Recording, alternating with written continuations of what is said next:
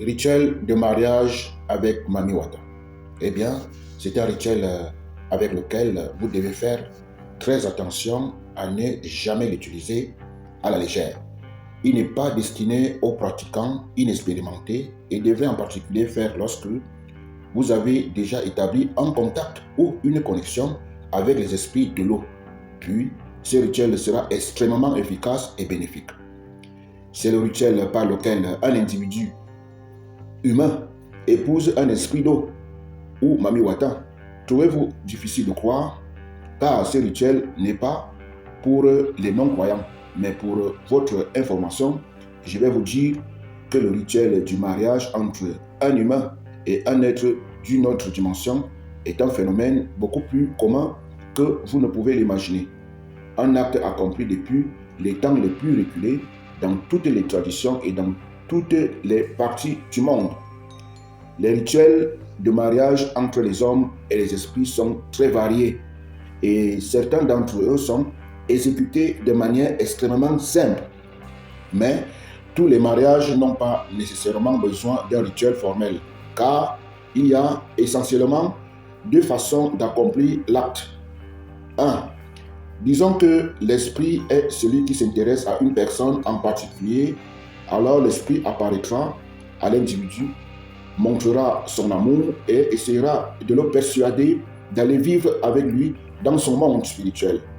Bien que d'autres esprits avec moins de patience préfèrent enlever directement ce qu'ils aiment, les apportant en chair et en os au monde dans lequel ils vivent. Maintenant, dans le cas où c'est l'être humain qui souhaite utiliser un esprit indépendamment de son origine ou de sa nature, il sera forcé de faire une demande formelle sous la forme d'un rituel. L'individu appelle aux portes du monde spirituel demandant un partenaire et un esprit qui s'harmonise avec lui, lui vient à l'appel. Une des principales raisons pour lesquelles ces rituels sont tenus secrets est à cause du danger énorme qu'ils contiennent. Si vous allez épouser un esprit, la première chose que vous devez savoir est que les esprits sont extrêmement jaloux. La plupart d'entre eux ne seraient pas d'accord pour vous partager sexuellement avec n'importe quel autre être vivant, bien que cela dépende habituellement des accords précédemment établis dans le rituel de mariage. Mais la plupart des esprits exigent habituellement la fidélité sexuelle quand vous voulez maintenir une relation sérieuse et durable avec eux. Donc, une fois que vous acceptez l'accord de ne pas retourner au lit sexuellement avec une autre personne, la violation de cet accord a généralement des conséquences mortelles dans la plupart des cas.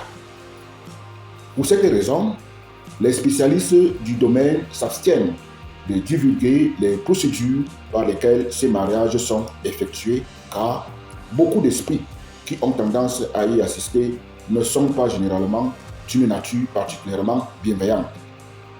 Vous devez également savoir que les esprits sont généralement très exigeants, en particulier Mami Wata, et ils sont obsédés par le fait que tous les accords sont strictement respectés, juste dans les moindres détails. Puisqu'aucun détail n'est petit ou insignifiant à eux, et la négligence ou le renvoi minimal par le praticien peut avoir des conséquences tragiques. Mais quelqu'un se demandera pourquoi une personne abandonnerait une vie sexuelle normale pour se soumettre à la volonté d'un esprit. Eh bien, les réponses sont aussi variées que les raisons.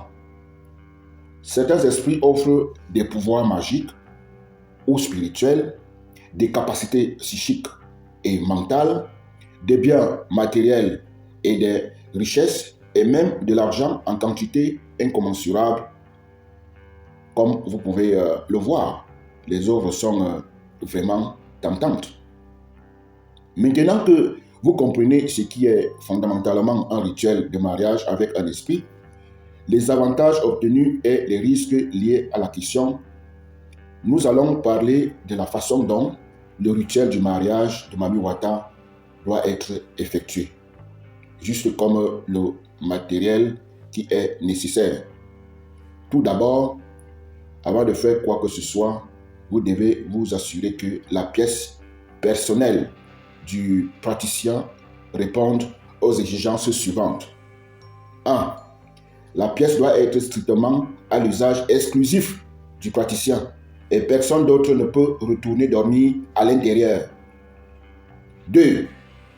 Ça doit être une pièce complètement blanche.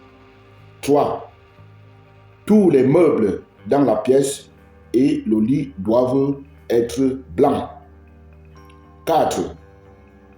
Il ne devrait pas y avoir de miroir dans la pièce car Mami Wata ne peut supporter aucun autre miroir sauf le sien.